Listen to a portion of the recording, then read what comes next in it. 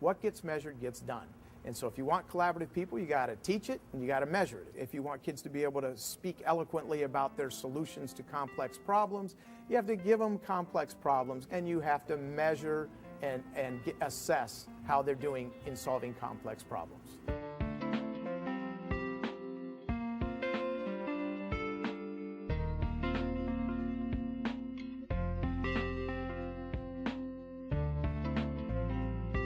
The essence of what really drives this learning model is that all learning starts with not only content standards, but also what we would call 21st century skills or soft skills that are the foundation of all the projects that teachers build. Teaching in traditional schooling now is that they're not focusing on these 21st century skills. They're focusing on, let's learn the content, let's get the letter grade.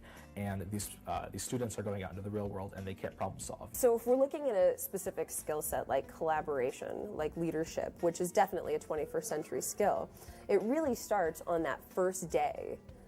In many of the projects we do, like in Monkey Trial and Together We Stand that we're doing right now, the group leaders are elected by their peers, and then those leaders go and they form the groups. Because this is such a big project, we really want to make sure that we're giving you guys an accurate assessment here. In terms of assessment, one of the things that we do on a regular basis is try and take a look at what their work is in the draft process. Take a look at where they're going wrong before the final product is due. So kind of that ongoing assessment, which is so important in a project-based learning classroom. You need to write a draft of another article. Sit down, revise your first one based on the feedback that I've given you right now. Because I remember glancing at yours and try and rework it in a way that kind of gets at what I'm looking for. And it really helps that we do these little assessments throughout the project, that we don't just wait until the end, that we sit down with them and we look at the drafts. That feedback then gets put into digital tools that allow people to access, students to access that information whenever they want to. We try and keep everything as digital as possible, save paper, and because it organizes it for us. So this is a great way, even after I've graded, if I want to go back and take a look at what someone did and be like, you know, what did Aitana think about that project? What did she do well? What didn't she do well? What would she change next time? It'll tell you, because a lot of the time parents look at this too, what this grade means. Like for technology literacy, it says, this grade reflects the student's demonstrated ability to use a variety of technology tools to improve the quality and efficiency of their own work. And then below that, it'll tell you how much weight that will have on your total grade. All of that is then put into our online gradebook, Grade Portal, which really breaks out not just content literacy, that certainly is in there in each of the content areas, but also breaks out these global ready skills of collaboration, problem solving, and it allows them to see, you know, how am I doing across a broad set of performance standards. It's got to be one of the greatest tools, and most probably people check the Grade Portal a lot more than they check the regular portal just to see how they're doing. But even if they don't notice it, students rely heavily on the Grade Portal and the Learning Outcome System to understand how they're doing in class. The interesting thing was, if I had a B in a class, I could go to these outcomes and I could go to these other categories and I could say, okay, what can I do to make it an A?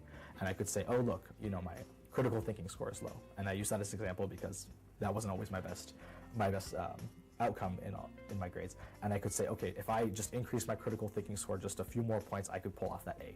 Having it so they can go back in and see what their grade is and see comments. The comments are key. We won't answer a question from a student. If they come and ask us, why did I get this on that journal? Have you gone in and looked at your comments? No. Well, why don't you go in and take a look and then we can talk about it. It allows the learner to really kind of take that information and say, I really want to get better at public presentation or problem solving. All of that then allows them to build their student-built digital professional portfolio, which is really a showcase of evidence of their attainment and their proficiency in not just, again, core content literacy, although that's important, but also in these very rich global skills that they're going to need to be very competitive in this new world. I mean, the biggest thing with this is just, it tells you so quickly, just do a really quick walkthrough, who's doing their work and who isn't. They can go and see how they're doing in collaboration over 4 years, how are they doing in public presentation over 4 years. So it gives them this rich data set for them to kind of see, how did I do as a 9th grader, now how am I doing as a 10th grader, and how am I doing as an 11th grader.